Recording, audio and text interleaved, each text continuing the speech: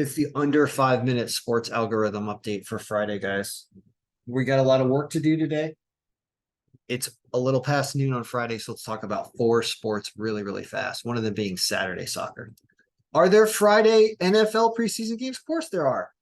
Are they really hard to predict? They're really hard to predict.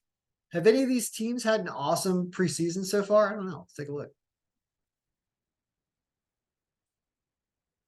Anybody winning a bunch of preseason games? It's all you know is that like Pittsburgh, for example, last night crushed it 24-0, and they had a very, very solid preseason. They won all 3 games and they put up over 24 points a game, at least in every one of those games. As for teams that played tonight, you can see that San Francisco is playing against the Chargers tonight, right? We're looking at these games. Niners, Titans, and somehow it says the Panthers. That's crazy. Let's just say that preseason is not really worth diagnosing. You can't really predict it. It's a rolling the dice crapshoot. So that's NFL, which is really tough to predict. MLB, I prepared really, really quickly. For those who care, this is the snapshot. I'm seeing an underdog Angels up here toward the top, which is kind of interesting.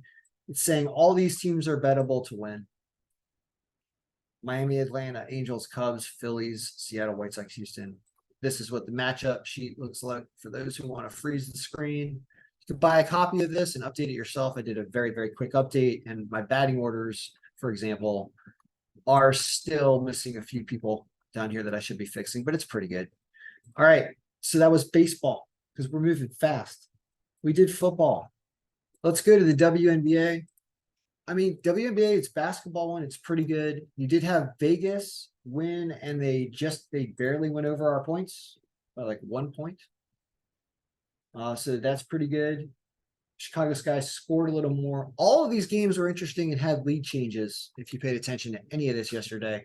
So if you bet both sides in these games, you could have done it in all of those games. Injured Wings lose to the Lynx, and Injured Storm also lose to the Fever. And this game was crazy. Connecticut was actually up by 20 points at one point and lost this game in overtime to the Liberty, but they did cover the plus 5.5 because they lost by 5. Yeah, so they ended up losing by 5. So if you had plus 5.5, you won. Plus 5, you tied. That's crazy after having a 20-point lead. All right, how about Friday? It's the Sparks and the Dream. Sparks have some injuries, but so do the Dream.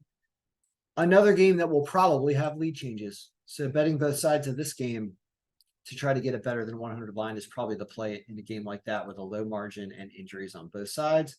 That probably means lower scoring in points generally. So whatever the over-under is set at in that game, which looks like it's 163, the algorithm is saying, I gotta get this video done. The algorithm is saying 161. So it's saying an under here and a game that has a lot of lead changes. Let's finish off with soccer. I set up MLS for some reason just to check in on it because I know that there's like 29 games that have gone on so far. 21 games, I guess. 22 sometimes have gone on. It's still a hassle to get all the names organized and it's boring. So I just want to show you just a quick projection for those who care for this Saturday.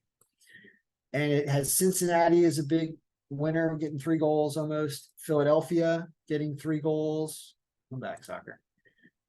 So Philadelphia Union over by DC United, currently at home. Cincinnati has LA Football Club over Charlotte. And doesn't really have big scoring goals for other games. But as you can see, it has sometimes some ties down there, like things like a tie between Montreal and the Revolution. Things like a tie between Portland and Vancouver. So that's the updates. If you want to purchase copies of these algorithms, you can go to kenbraverman.com and get one and start updating yourself in conjunction with a RotoWire subscription so that you can get it working. All right. Good luck, everybody. Mail your picks be winning on Friday.